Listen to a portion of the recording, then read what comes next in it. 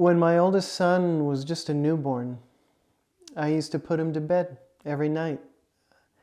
We'd go into his nursery, and it was this little shelter from the world. Everything in there was gentler. And I would read and sing to him. And every night before I left, I would lean over his little crib and I'd say, "I'll be here in the morning, okay? And we'll have a great day. And I'll be here the next day, too. And the day after that. I'm going to be here so frequently you'll get sick of me. And I will still keep showing up for you." It took me months to realize I wasn't saying that for him. He didn't need reassurance. Those words were for me. See, my father abandoned our family when I was a baby. Now, I grew up thinking I was okay, and it wasn't that I was trying to be tough. I was just genuinely indifferent. I didn't know what I was missing. Until one night, while I was putting my newborn to bed, I could feel how happy he was to trust his vulnerable little body to me when I held him. I could feel how much I loved him. Something about that exchange felt familiar, and I recognized I had been here before. Except I had been the baby, and my father had been the dad.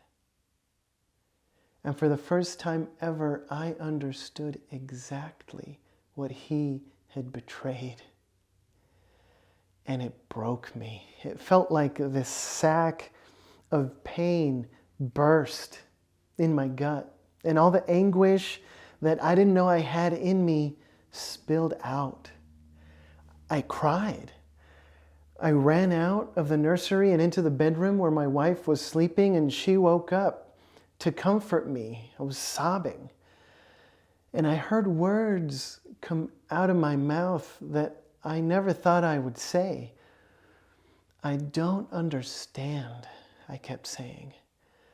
"I don't understand why he left me." That night started a years-long search, and at first it was a half-hearted search. I was afraid to find him. I would Google his name and learn a few things about him to quench my curiosity without getting too close. It was like searching for landmines barefoot. Until one night, that search changed completely. I found someone online who I thought might be a relative on his side. And in the spur of the moment, I sent them the world's most awkward, direct message. "My name is Ángel David de Jesus Lindes. I am so-and-so's biological son, and I think we might be family." Okay, biological son. All right? That term is trouble. 3 days later, he wrote back.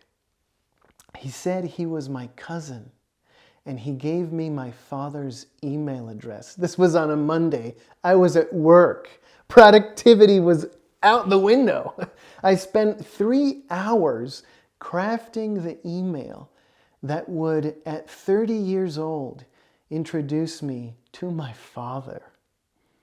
And then I hit send.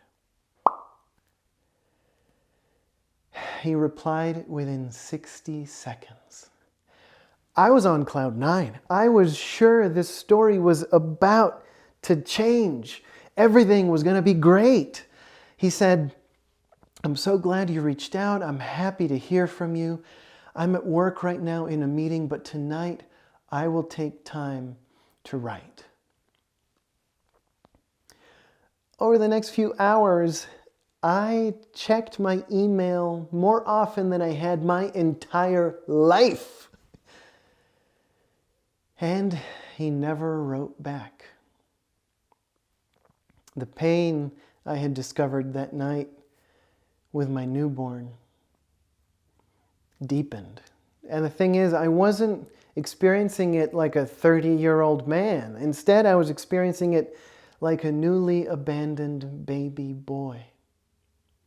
My body could remember all of the pain of his departure as if he had just left. I remember I started fantasizing about him showing up at my doorstep and us swapping life stories over tea and toast, or playing guitar together, or going on long walks filled with deep conversation. I was a little boy who wanted his daddy to come get him after all that time. After years of waiting for that email, for him to come knock on my door, for any sign of life, I was praying one night in bed, staring up at the ceiling. And I asked God, what am I supposed to do? How do I tend to my wounds? How do I make peace with a father who won't even answer an email? And I got an answer. I felt safe, and I felt loved, and I felt God tell me, I will pay you what He owes you, every penny and more. And I understood it wasn't about pennies, it was about healing. These words meant I didn't have to be broken forever because of my father's abandonment. I could be whole again. I could maybe even be happy, and there was this higher power that was going to help me get there. And all this time I had been so concerned about whether or not my father deserved my forgiveness that I had forgotten that I deserved to heal. See, forgiveness isn't a gift you give to only the most penitent aggressor. It's a declaration of independence for the aggrieved. I could be free of the pain and the anger and the anguish, and so can you.